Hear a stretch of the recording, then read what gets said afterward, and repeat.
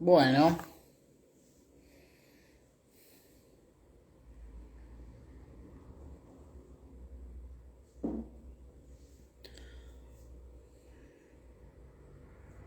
ya estamos en línea, vamos a esperar que se una más gente para hablar con Eugenio.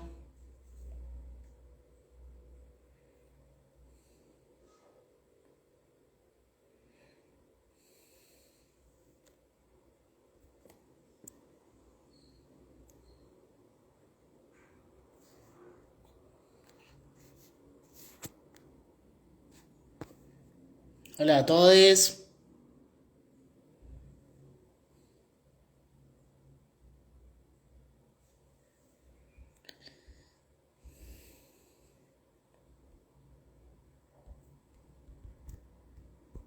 Vamos a... bueno, le estoy escribiendo a Eugenio para que entre al en vivo. Al vivo.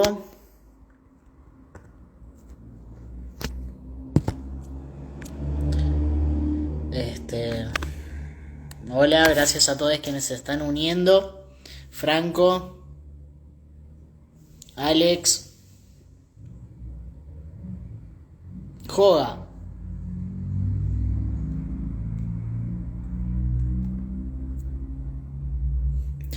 Bueno, estamos esperando a Eugenio Talbot, que bueno, él nos va a estar hablando desde Córdoba, así que bueno, espero acá que se una con nosotros. Hay solicitud.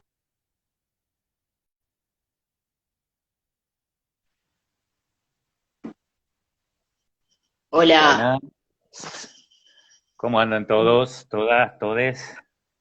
¿cómo estás, amigazo? Gracias Muy bien, por estar pues acá.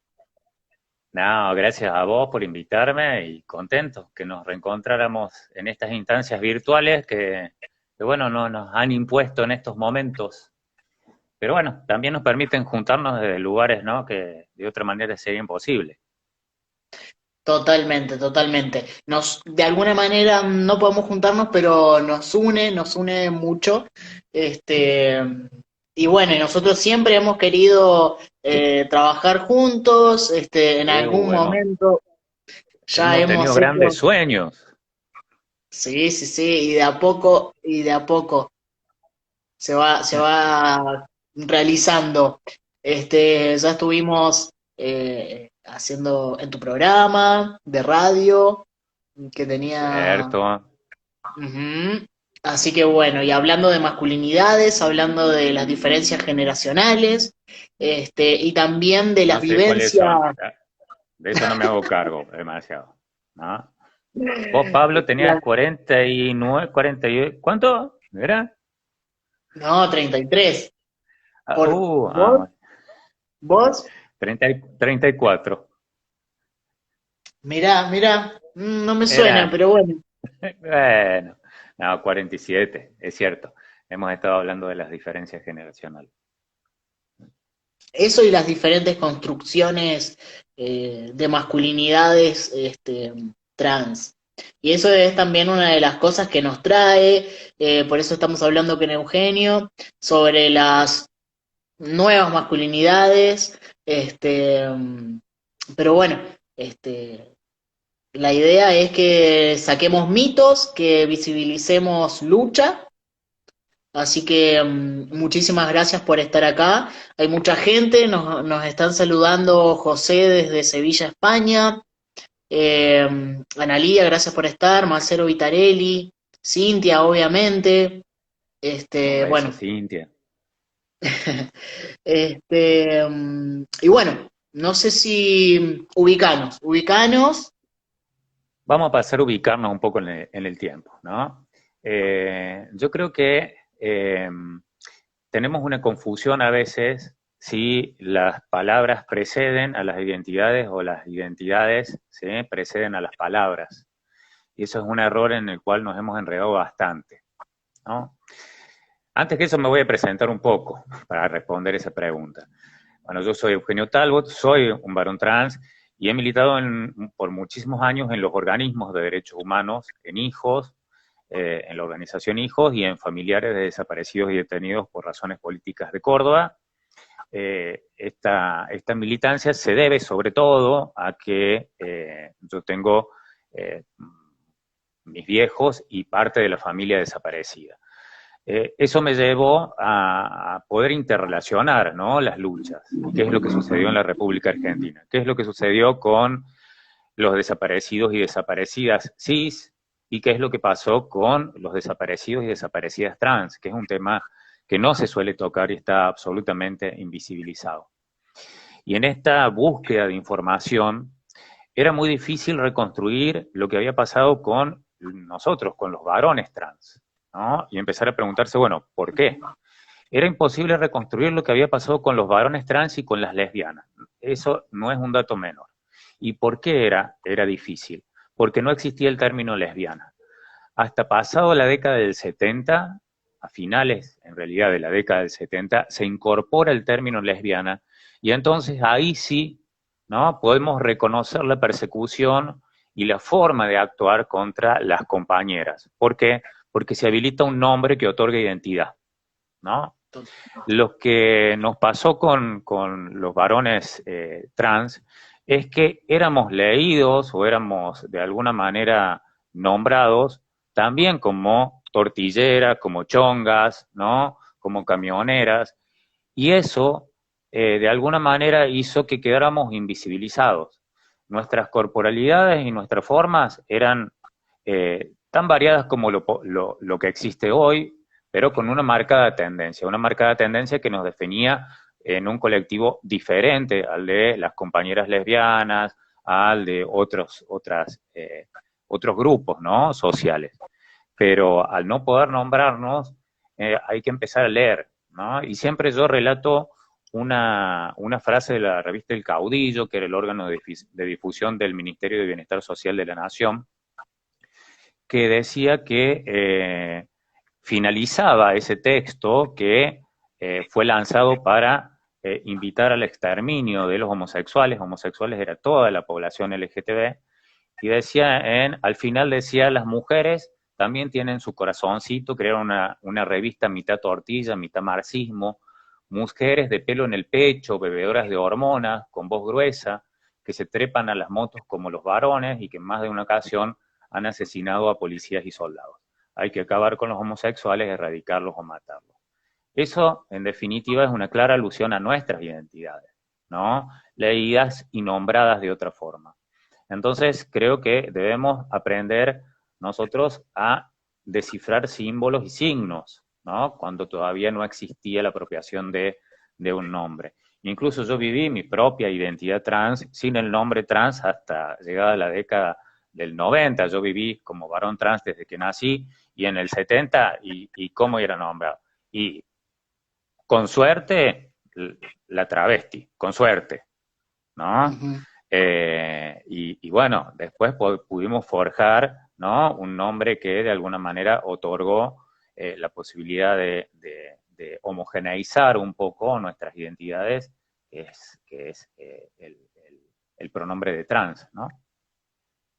Sí, y eso, ¿no? Yo creo que también lo importante de visibilizarnos es el hecho de que a muchos compañeros les pasa eso, de que no saben que se identifican de esta manera. Este, y por eso también es importante. A mí me parece muy bueno que traigas a la historia esta parte tan invisibilizada, que por ahí no, que desconocemos, y eso nos hace parecer como nuevos, mal llamadamente, pero también las consecuencias que tiene este nuevo, ¿no? Porque somos nuevos para la salud, somos nuevos para la psicología, somos nuevos para un montón para la educación, para un montón de ámbitos y derechos, donde los varones trans quedamos relegados por nuevos, ¿no? O porque hay muy poca información o muchas cosas. Exactamente, exactamente. Mira, y en eso también quiero ser claro, y me encantaría hacerlo con el mayor de los respetos, ¿no? Yo empecé, como dije, mi etapa de transición a los 3 años de edad, en donde uno empieza ya a manifestar signos muy claros, ¿no? Ujú. Y esto era año 76, ¿no? Yo viví mi identidad en plena dictadura militar. Sin embargo, tuve ciertas oportunidades que no son las comunes, que hubiese un acompañamiento de mi familia, ¿no? Un acompañamiento complejo porque no era fácil, y no era fácil también en un momento en donde el nombre ni siquiera identificaba, ¿no?, la identidad, pero tuve, por suerte, tener una familia que entendió de alguna forma qué es lo que yo necesitaba expresar y de qué manera me iba construyendo, ¿no? Ese construir creo que es diferente en cada uno de nosotros, ¿no? Yo no puedo decir que yo pasé de un punto A a un punto B, sino que yo transité un montón de cosas y fui adoptando de lo que socialmente se denomina malamente femenino y masculino, lo que necesité para construir mi identidad, ¿no? No niego de muchas partes y de muchas cuestiones, eh, y entre ellas, bueno, tratamientos hormonales, ¿no? Que muchos de nosotros decidimos y por suerte muchos de nosotros no, ¿no? Como una posible elección que festejo. Yo decidí que sí y la hice, al tratamiento lo hice en la década del 80, ¿no? Y bueno, y ya había médicos en otros países que realizaban estos tratamientos. Entonces nos equivocamos al decir que somos nuevos, ¿no? Y como te contaba en la revista que recién nombrábamos, El Caudillo, años 75, ya se veía, sí, que había varones trans que hacían uso de hormonas masculinas, ¿no? Entonces, de hecho, desde la década del 50, cuando se sintetiza la testosterona, es una droga que es utilizada de alguna manera para posibilitar una forma de expresión identitaria que caracteriza a la población de varones trans. Entonces, tenemos que recordar eso cuando por ahí se nos endilga o se nos dice que estamos ocupando lugares que son nuevos.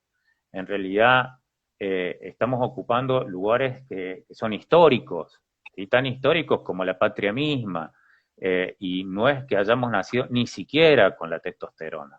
Nacimos como una de las posibilidades humanas de expresión de la identidad, ¿no? Viene con nosotros, viene en nuestro ser, viene en nuestra impronta, poder expresarnos como varones trans, como mujeres trans, como gays, como lesbianas, como heterosexuales, como lo que sea, eso vive en nuestra naturaleza, ¿no?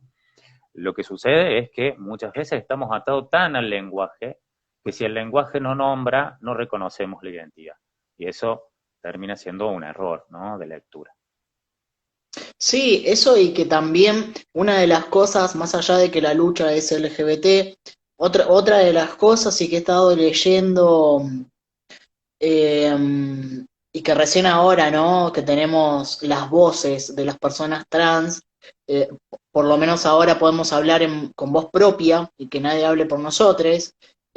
Podemos decir también que muchos de los términos han sido impuestos, ¿no? Y también eso, no solamente los términos han sido impuestos por las personas cis, sino también esto que vos hablabas de celebrar las personas que deciden otro tipo de construcción que no es el hormonal o quirúrgicamente estos cambios, es también el terminar con la hegemonía, con el binarismo, con el falocentrismo, con un montón de cosas que estamos atravesados y presionados. eh, Más allá de las mujeres trans, los varones trans, que es las masculinidades trans, que es lo que estamos tratando hoy. Sí, También es yo eso, sé, sí, perdón, te también dejo es pasar. esa una de las cosas que nosotros hablamos en algún momento, ¿no? De, bueno, si vos te identificás como hombre, bueno, esto es ser hombre, estos son los pasos para ser hombre. Y eso hoy por lo menos podemos cuestionar y podemos sentirnos cómodos o cómodes en cómo construir nuestra masculinidad. Que en otro Yo creo, momento, claro, claro, sí, sí, sí, sí. Yo creo que por lo menos yo no quiero universalizar, sino hablar en nombre mío y de algunos y otros compañeros, entre los que creo que te incluyo. en buenas charlas que hemos tenido y largas charlas, porque me acuerdo largas charlas de noche de cerveza y charla, ¿no? Sobre esto. Eh, Nosotros no somos, no nos construimos como varones cis, no queremos replicar esa estructura, ¿no? No queremos convertirnos en varones cis. Hay algunos que sí, quizás, ¿no? Y está en todo su derecho, yo acá no, de ninguna manera quiero juzgar a nadie, me parece que lo que primero se respeta son las libertades, ¿no? Pero yo me entiendo como con una identidad particular, que es una identidad de un varón trans. Y eso implica también que mi identidad vaya acompañada de ciertas luchas, ¿no? O que están vinculadas a ciertas luchas. A las luchas contra el patriarcado, a la lucha contra la heterocisnorma, a la lucha contra eh, eh, eh, eh, la imposición, ¿no? de modos y métodos de comportarse del varón, ¿no? En esta sociedad, el derecho al aborto seguro, legal y gratuito para nosotros, el derecho a, si tenemos ganas de poder gestar, si así lo decidimos, y si no lo decidiéramos, el derecho a no hacerlo, ¿no? Entonces creo que esto nos marca un camino diferente al de un varón cis, absolutamente diferente, ¿no? En donde, bueno, eh, nos pueden decir, pero ustedes están imitando, están replicando la imagen del varón cis, mira la barba, mira te pelaste, mira tu corporalidad, estás replicando, ¿no? Estás legitimando una sociedad machista. No, no, no, creo que, por lo menos a mi entender, eso no es lo que sucede. Lo que sucede es una réplica, una necesidad interna, pero a su vez, esta necesidad interna está impregnada de luchas por lo que tiene que ver con la adquisición de derechos. Y ahí me atrevo de nuevo a traer aquí a un grupo que es un grupo hermana, que es el de las mujeres trans, ¿no? Con el cual también un grupo identitario con el cual yo he creado lazos muy grandes durante toda mi vida, ¿no? Porque pasaron a ser mi segunda Familia. familia.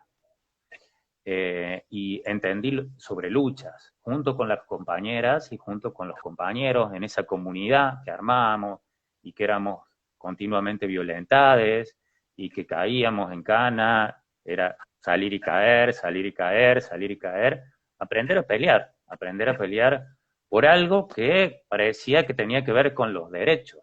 Y fuimos sobre la marcha aprendiendo que teníamos derechos, derecho a manifestar nuestra identidad, derecho a vivir en libertad, derecho a no ser violentadas, derecho a poder tener una identidad expresada en un papel, derecho al trabajo, derecho a la educación, derecho a la salud, ¿no? Y creo que esto fue una lucha colectiva, y así lo debemos entender, una lucha protagonizada en cuanto al colectivo trans por varones y por mujeres trans, ¿no? Una lucha Sí, compartida, afortunadamente, porque creo que nos hemos aportado los unos a los otros muchas cosas. y que nos han acompañado y hemos acompañado mucho, sí, yo creo que en nuestra historia nos hemos este, puesto como sostén muchas veces a una compañera, porque ahora estamos visibilizándonos mucho más los Sí, varones. sí, pero a pesar de eso, viste, también yo no voy a dejar de recalcar cómo nosotros hemos tenido conquistas que por ahí en ese momento no eran tan importantes para nosotros como grupos. Por ejemplo, el matrimonio igualitario. El matrimonio igualitario cuando se sancionó, sí, sí, a mí se me ocurría casarme con vos, ¿sí? Nos iban a nombrar con otro nombre y nos iban a anotar con otro nombre, no con el autopercibio, no existía la ley de identidad de género. Sí, Entonces totalmente. seguía violentando nuestra identidad. Sin embargo, salimos las personas trans a militar esta cuestión. Y creo que nuestro colectivo, el de mujeres y varones trans, abrió derechos hacia la comunidad LGTB muy importante, ¿no? Y quienes hemos puesto el cuerpo, por lo general en las luchas, hemos sido las personas trans, ¿no? Hemos sido las que más fácilmente han sido identificadas y más fácilmente Ujú. violentadas, ¿no? y bueno, sin embargo, entendimos sobre derechos colectivos. Y creo que esa es también una de nuestras fuerzas. Una de nuestras fuerzas es el entender derechos colectivos. Y en la pandemia creo que lo volvimos a entender.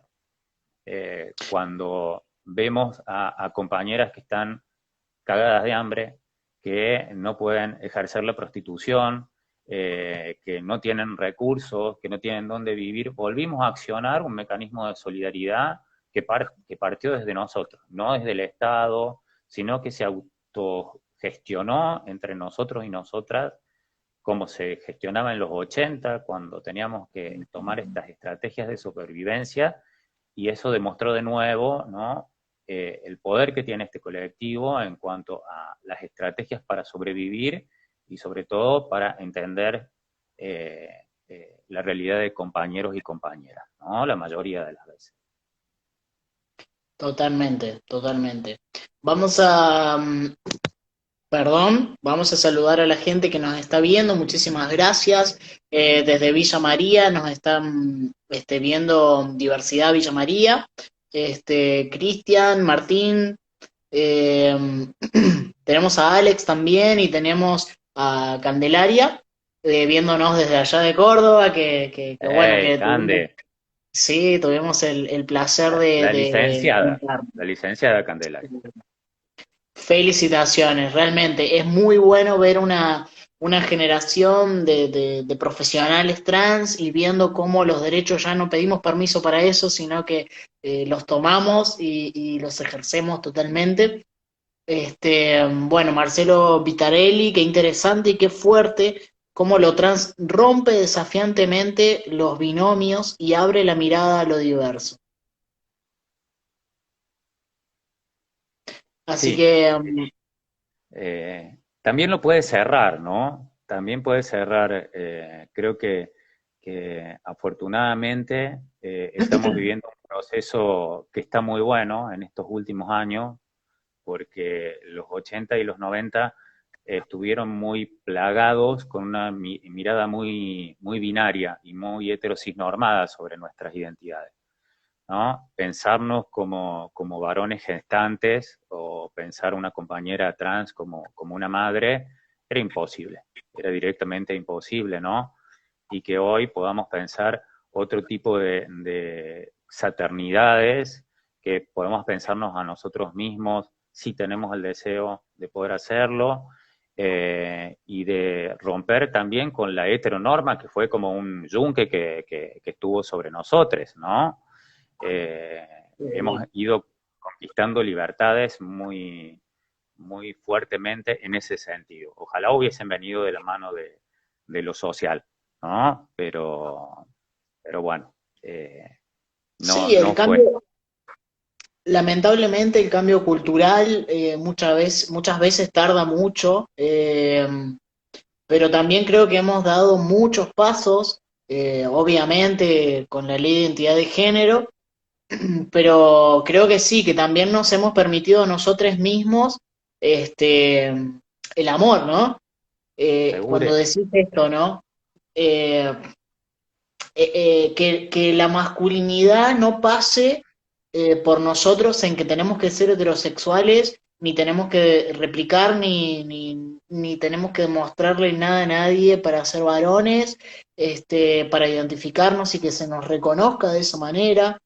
Y por ahí replicando machismos o micromachismos, que obviamente una de las cosas que creo es que nosotros nos vemos de esta manera tan, una masculinidad tan hegemónica, pero es que eso es lo que mamamos, por así decirlo, y ser varón no era más que ser de esta manera porque no estaba permitido construirse de otra manera.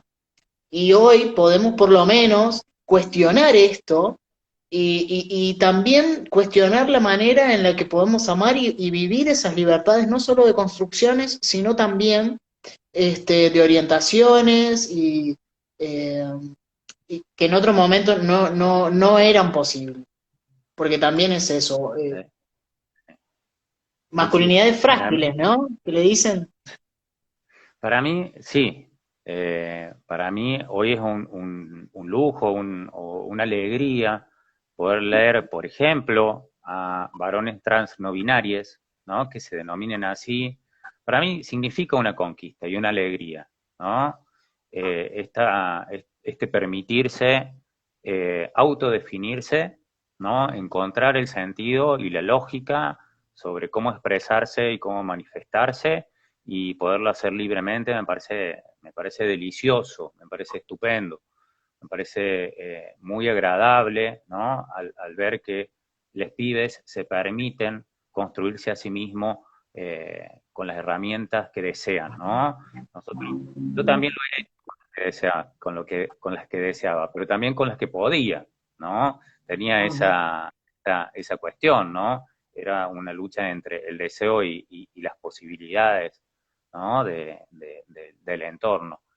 En una época muy complicada, que creo que también nosotros y nosotras no debemos olvidar que este colectivo, a diferencia de lo que sucedió en otras partes del mundo, no fue un colectivo que fue patologizado, como sucedió en Europa, como sucedió en otros lados, ¿no?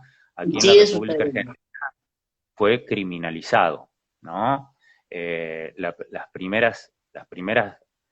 Los primeros relatos de identidades trans que empiezan a ver en los periódicos, cuando se gestan los primeros periódicos de la patria, es siempre hablando sobre nuestras identidades como identidades que tenían que ver con lo clandestino, con lo ilegal, ¿no? Con aquello que debía ser de alguna manera castigado de muchas formas, con cárcel, ¿no?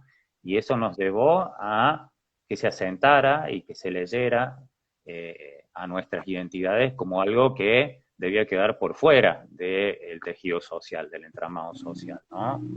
Y nos ha costado muchísimo empezar a habitar nuevamente un entramado social que aún le falta mucho por reconocer, ¿no? Primero reconocer la responsabilidad que ha tenido de expulsarnos, ¿no? Y esa Ujú. responsabilidad, sin duda, viene del Estado. ¿Mm? Y creo que acá hay responsabilidades que tienen que ser muy urgentes, porque nuestra población es una población de gente que tiene una expectativa de vida diferente a la de la población cis, y la población cis que fue víctima del terrorismo de Estado, por ejemplo, todas han sido de alguna manera reparadas, menos la población trans. Si hablamos de reparación, porque eso no se repara nunca, ¿no? Ha habido una reparación hacia la población cis, pero nunca jamás hacia la población trans. Recién estamos empezando el camino con este gobierno que reconoce por lo menos a un par de compañeras que pasaron por el pozo de Banfield, clandestino de detención. Y también por primera vez estamos revisando lo que sucedió en democracia durante los años 80 y 90 con los edictos policiales y los códigos contravencionales. Y también creo que habla mucho sobre cómo seguimos siendo mirados eh, en el año 2000, porque a pesar de que se sancionó la ley de identidad de género en el 2012, muchas provincias siguieron teniendo, ¿no? Los edictos policiales y los códigos contravencionales vigentes, aunque no las podían aplicar, ¿no? Entonces, bueno, acá hay una responsabilidad del Estado y el Estado debe hacerse cargo de esta situación que se nos generó, ¿no? Que no la generamos nosotros y nosotras. El Estado y algo que mencionás, las personas cis, ¿no?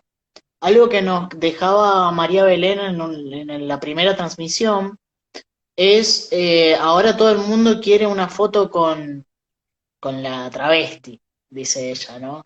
Y por ahí podemos hablar de, ahora todo el mundo quiere una foto con las personas trans, ¿no? Y estas situaciones que vos decías, ¿no? Una calidad de vida diferente, obviamente desde la vulnerabilidad, o una esperanza de vida también mucho más mínima, recordemos que es de 35 a 40 años, este, pero esto es hecho por una sociedad cis que nos excluye, una sociedad que nos violenta, porque también es eso, ¿no? Como llamar a hacerse cargo de lo que nos pasa en la vida.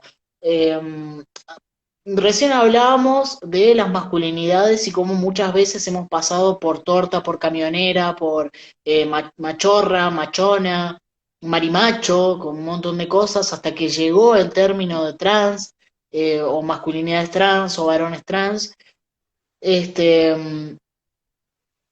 y hemos crecido, lamentablemente, sin ejemplos, ¿no? Sin ejemplos a seguir. Hemos crecido sin referentes que nos digan que podemos llegar, que podemos vivir de cierta manera.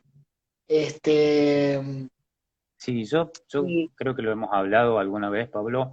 Yo, por sí, suerte, tuve en mi familia un referente, pero también habla de cuando no hay un nombre, la construcción no es tal cual, ¿no? Hoy la entendemos y la podemos leer y expresar, ¿no?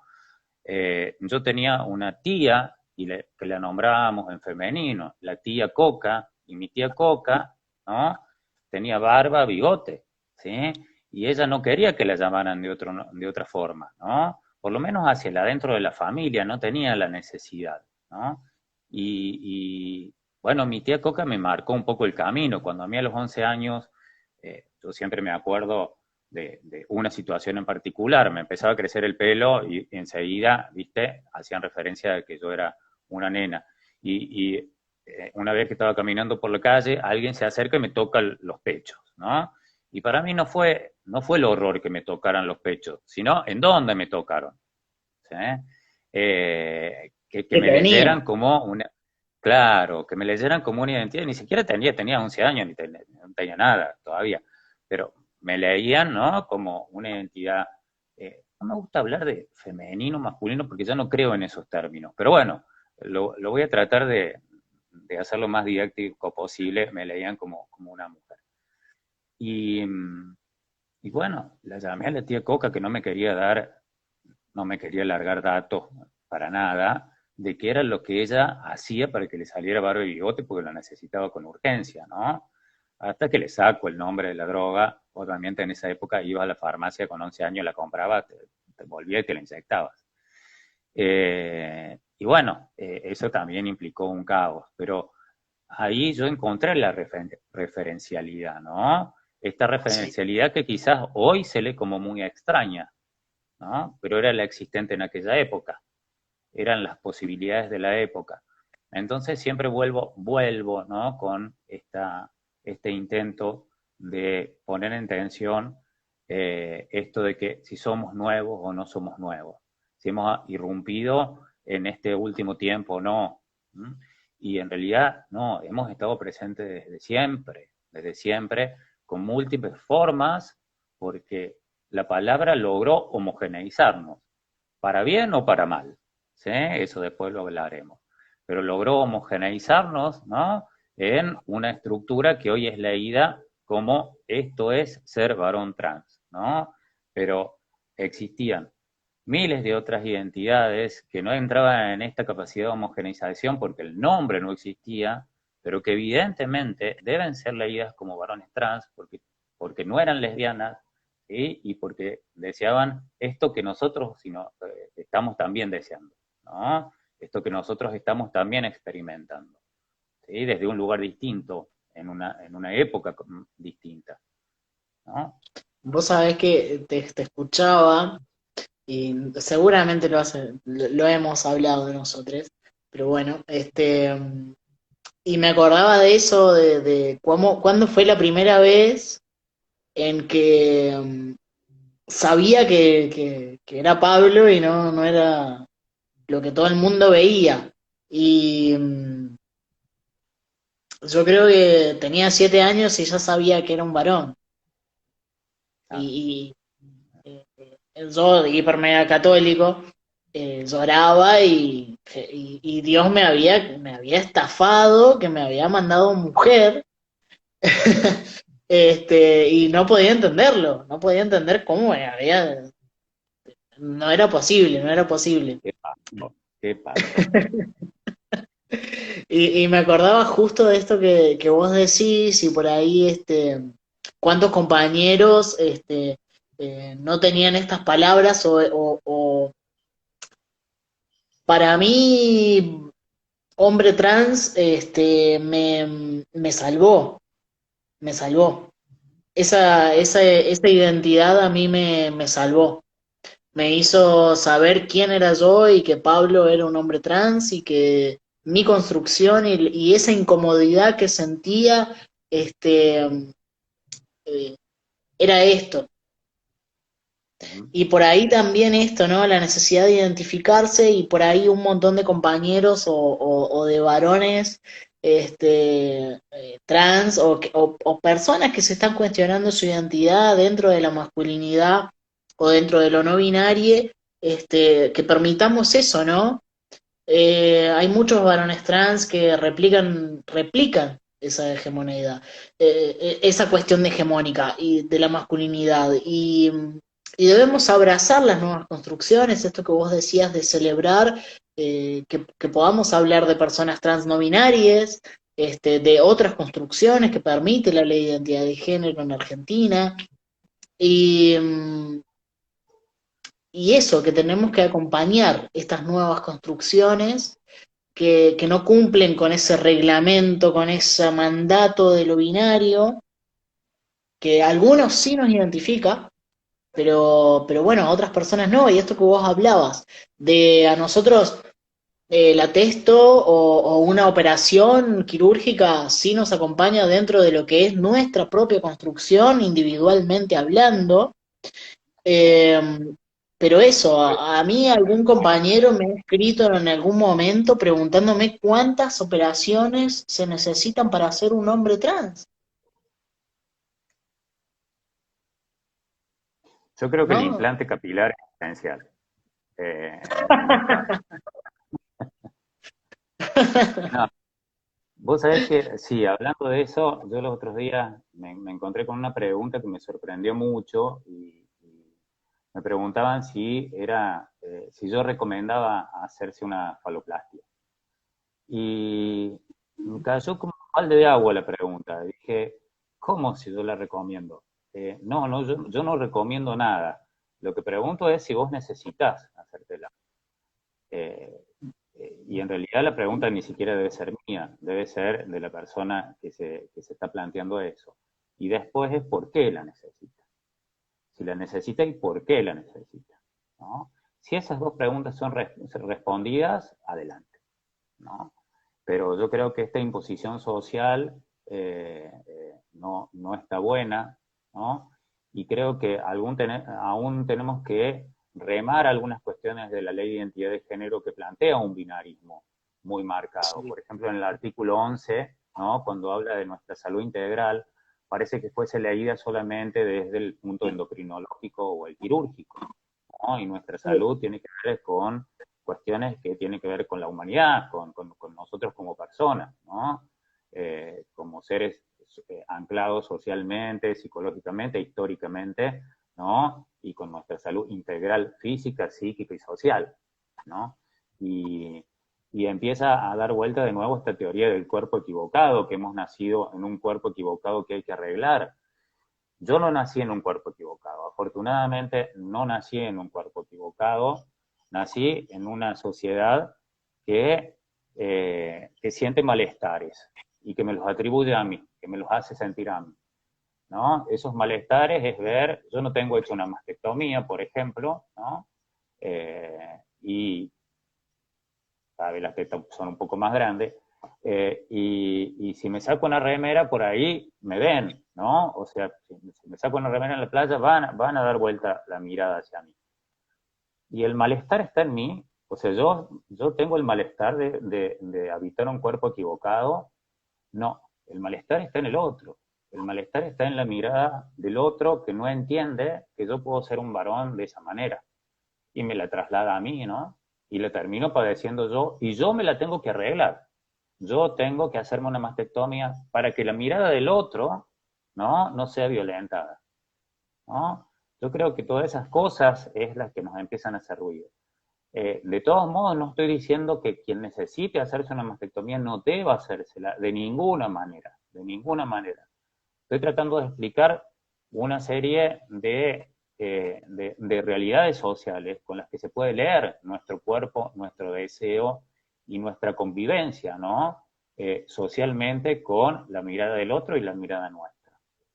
Pero siempre ha habido una única impuesta, que es la teoría del cuerpo equivocado, ¿no? Y la del malestar, ¿no? Que parece que se repite, se ha repetido mucho, yo veo que se repite en la ley de identidad de género, pero creo que también, afortunadamente, viene una generación que está empezando a decir, no, ¿sí? No, no, esto no me está pasando.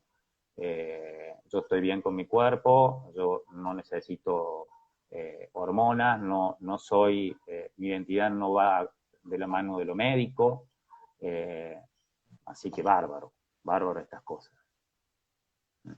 Totalmente. Bueno, le mandamos saludos a Cander, mandamos también a Flor Ortega. Muy bueno el espacio, gracias también por la charla. También tenemos de Flor, los médicos no, ni los médicos deben recomendar, ni nosotros tampoco, sino que debemos acompañar los procesos subjetivos de cada uno y elegir desde el lugar singular del deseo personal. Julia Libertad manda un abrazo. Giselle Eso, gracias. también.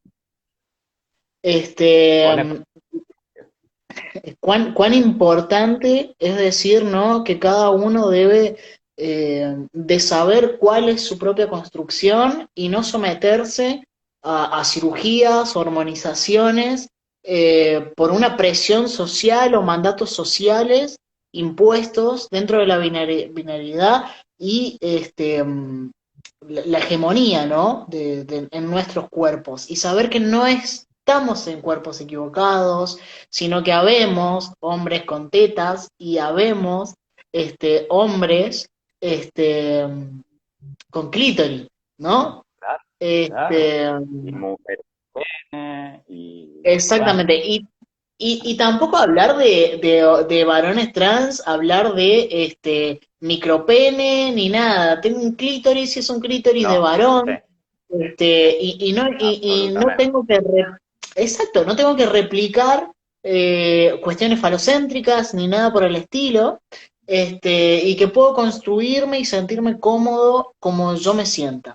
Y como me sienta cómodo con mi cuerpo, y esto va por ahí a algunas personas que he tenido el placer de acompañar en su cambio de identidad y demás, y que lamentablemente todavía está muy influenciado por lo que culturalmente conocemos qué es lo que significa ser varón y cómo tiene que ser un varón para ser varón y ser reconocido como varón, ¿no? Y es un bajón escuchar, ¿no? De cortarse el pelo, de eso, ¿no? Como cuestiones tan impuestas y que no hay nada mal en vos y que lo único que necesitas es identificarte y que somos libres y que vas a estar acompañado, acompañada, acompañada de la manera en que vos te sientas cómodo, cómoda. Es muy importante eso, ¿no? De la libertad que hemos ganado y que ha costado muchas veces muchas vidas y que por ahí vos nos podés traer un poco también de esa lucha y que es importante visibilizarla y es importante que esté presente en que estas libertades han costado vidas y ha costado mucho esfuerzo para que hoy las vivamos. Mira, yo lo que tengo que rescatar, y es toda una historia, pero lo voy a tratar de hacer bien sintético, es que este país implementó un plan de exterminio hacia la población que llamaba homosexual, que era la población LGTB. Acordemos que los nombres se fueron forjando a través de los tiempos, y reconoció en la población LGTB, que en realidad, como digo, fue nombrada como homosexual en un primer momento, al opositor político. Y en los gobiernos dictatoriales, el opositor político, ¿cómo se arreglaba esta cuestión? Exterminándolo, ¿no? Y ahí empezó nuestra cacería y se volvió realmente virulenta y dramática con el gobierno de Onganía a finales de la década del 60, y apareció un comisario, el comisario Margaride, y toda una lógica de persecución que fue a través de las brigadas de moralidad, ¿no? Que iban a cazar travestis, y con eso estoy hablando de varones y de mujeres de nuevo, ¿no? Sí. No solamente recordemos que no podíamos ser anotados como travestis o como trans, porque no existía el nombre. Entonces, ¿de qué manera nos iban a nombrar? Y esto, vuelvo a hacer alusión a lo que son los libros de las morgues, ¿no? Éramos anotados como mujeres con barba. En los libros de la morgue era era asesinada una mujer con barba, ¿no? Y estaban haciendo referencia a las identidades trans. Y bueno, este plan de exterminio, desgraciadamente, continuó durante la última dictadura cívico-eclesiástico-militar y continuó durante lo que fue la democracia, ¿no? Incluso se volvió mucho más virulenta. Y muchas veces yo he militado en los organismos de derechos humanos y creo que ahí hay una gran deuda y se nos dice, bueno, ¿por qué? ¿Por qué no se reconoce a las identidades trans y travestis como víctimas del terrorismo de Estado? ¿Por qué? ¿Qué es lo que está pasando acá? Y ahí volvemos con la heterosis-norma, ¿no?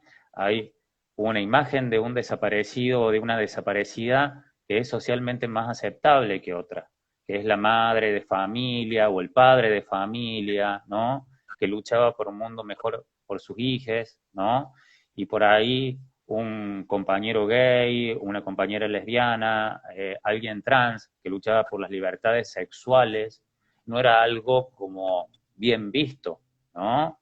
Por una sociedad que todavía sigue con estos cánones de la sociedad occidental, cristiana, con los valores no morales tan metidos adentro.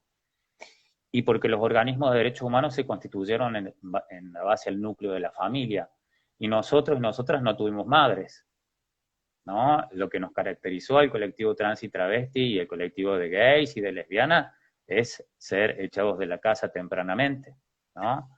Y los que no fuimos echados, y era complejo ir con un cartel a dar una vuelta en la Plaza de Mayo con un cartel que dijese aparición con vida por mi hijo gay o por mi hija lesbiana o por mi hijo o mi hija trans, ¿no? Era muy complicado, así que nuestras madres no pudieron salir y nosotros no pudimos tener hijos y no se formó una organización de hijos de personas trans, por ejemplo, ¿no? Así que con todo el respeto que yo tengo a los organismos de derechos humanos y a esta cuestión, creo que también tiene que ver con una característica de una época y de una realidad que nos marca mucho a nosotros, ¿no? Estas construcciones tuvieron que ver con la estructura familiar y nosotros no la pudimos desarrollar de esa manera, ¿no? Totalmente. Diversidad nos comenta que es admirable la lucha diaria, son voces que son necesarias ser escuchadas porque hace falta, porque siempre se escuchó a la compañera. Sí, creo Bueno, también, que es bueno que nos demos espacios para hablar entre compañeras y compañeros, ¿no? Yo no deshabilito jamás a la voz de la compañera, porque siempre la entendí como una compañera de luchas, como una hermana de luchas, ¿no? es la misma luz. Sí, es la misma Por más que lucha, en este sí, momento, por más que en este momento por ahí hay algunas personas que quieren dividirnos, y algunas cosas que han salido por ahí, es la misma lucha y es la misma lucha por la inclusión y por el cambio cultural y por una vida digna para cada uno de nosotros. exactamente. No es una cuestión contraria ni tampoco es algo para que nosotros dividamos, ¿no? Sino que somos un conjunto de luchas por los derechos que también nos corresponden y que tal vez sea una cuestión para tratar, pero no es el caso en este momento. Una de las cosas, y antes de que se nos termine, yo creo que siempre nos va a quedar corto a nosotros el tiempo. Hacer Este, una altura, Pablo. ¿Cómo? Una película tenemos que hacer a esta altura, algo, no sé. Nosotros tenemos que hacer una ronda de vivos nosotros, más que Claro, una sola. claro, claro. Este, mm, para ir terminando, porque nos quedan 10 minutos nada más. Dale. Porque esto, Instagram, viste que te deja una hora solamente. ¿Qué le dirían a la familia de un adolescente que está realizando su transición en este momento? ¿Qué le dirías? Yo primero le diría que a ese ser le dejen ser, ¿sí? Con total libertad, que no se le imponga absolutamente nada. Yo creo en las infancias libres, ¿no? Y creo que esta búsqueda por la identidad a veces es muy concreta, como nos sucedió a nosotros, a vos, Pablo, y a mí, y a veces se va resignificando con el pasar del tiempo, y que también hay que permitirse eso, ¿no? No rotular antes de tiempo, sino poder escuchar a la niña qué es lo que está pasando, ¿no?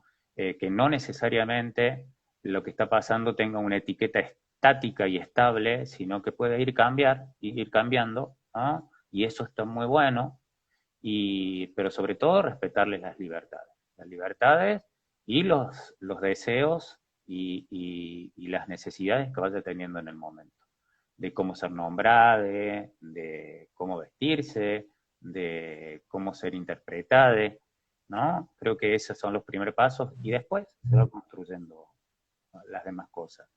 Yo siempre digo que la transición para mí nunca se terminó, yo me moriré transitando, ¿no? Yo no soy el mismo de hace 10 años, hace 20 o hace 30, no soy la misma persona. Mi transición sigue eh, desde muchos aspectos, desde muchas cuestiones, así que festejo esto, ¿no? Festejo el que no sea algo estático.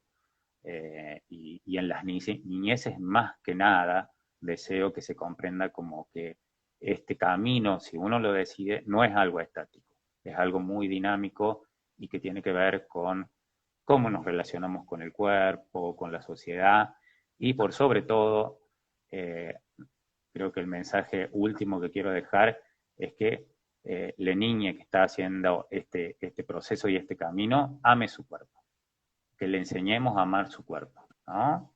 Que su cuerpo es perfecto, que su cuerpo está bien, que su cuerpo es perfecto, que construya su identidad como quiere, como desee, pero su cuerpo está bien.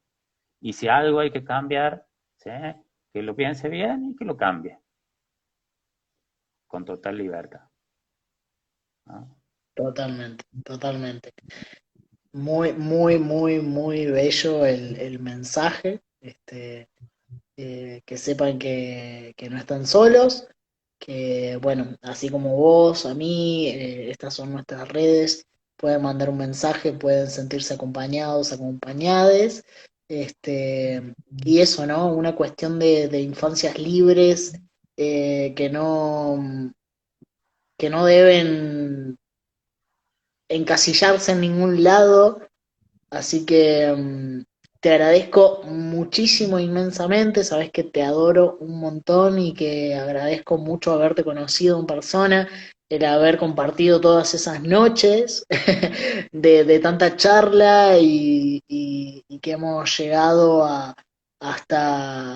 al llanto, a la emoción de buena manera. Así que te abrazo a la distancia y te agradezco el poder compartir este espacio, lo importante que es visibilizar de esto, ¿no? Para los compañeros, para los adolescentes y para las infancias que buscan referentes y bueno, y también para reivindicar de alguna manera la lucha en este espacio que he compartido con vos de las masculinidades trans, que muchas veces se desconocen. Así que bueno, muchísimas gracias y Sí, pues, muchísimas gracias también a quienes nos han estado viendo. ahí a Julia, ahí le, bueno, un montón de amigues, amigas, y a vos, Pablo, agradecerte un montón, sabes lo muchísimo que te quiero. Para mí fueron noches inolvidables, inolvidables esas de las charlas y las cervezas. No sé si puedo aclarar ese tema, si lo puedo nombrar o no, pero esas noches de charla y cerveza fueron charlas que de alguna manera nos hicieron entrar en lugares muy sensibles de nosotros, y están buenos, ¿no? Están buenos revisar nuestra historia, nuestras nuestros dolores, nuestras alegrías, y que ha sido realmente muy importante conocerte y me alegro que la relación siga de esta manera. Y va a seguir así. Bueno, un abrazo gigante y muchísimas gracias a quienes nos estuvieron acompañando. Seguramente vamos a estar nuevamente en una nueva transmisión. Lamento que no ha sido la semana pasada como lo puse. Me había estado sintiendo mal físicamente. Eh, por eso es que no lo hicimos antes. Pero vamos a estar nuevamente esta semana, el viernes. Ya vamos a ir dando algún tipo de adelanto. Así que, bueno, un abrazo gigante a todos quienes nos estuvieron acompañando.